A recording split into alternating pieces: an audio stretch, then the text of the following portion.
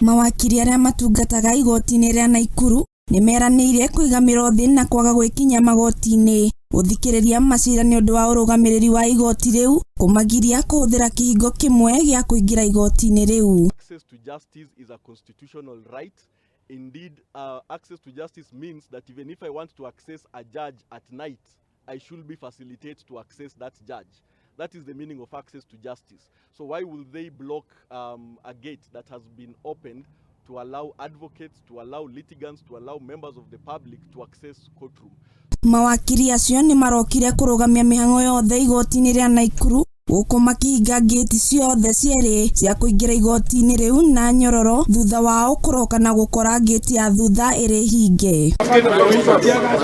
Matongoretio nĩ mũikarĩri gĩtĩ wa Law Society of Kenya rũhonge-inĩ rwa Naikuru Henry Opondo. Mawakili acio meranĩire kũgomera ciikaro ciothe cia gũthikĩrĩria na gũtuithania macira mothe igoti-inĩ rĩu rĩa Naikuru. As a result of this impasse, which we find very unnecessary, our members have agreed to down their tools in representing all the matters, that is the pauper briefs, the pro bono briefs.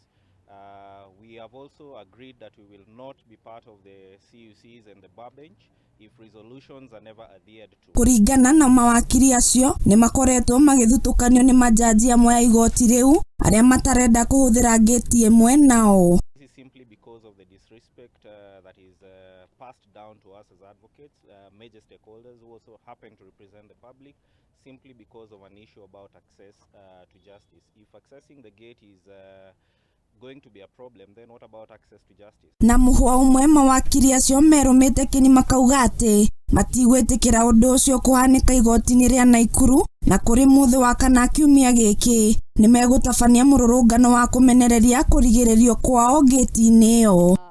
We had a good time with the presiding judge, Professor Ngugi, and we do not understand why at this point, why this gate now has started to be an issue. So we are calling out on the CJ to, we will be sending a petition to the Chief Justice to hear our matters. Handũ-inĩ ha Mũthingi TV, niĩ njĩtagwo Wambui wa Maina.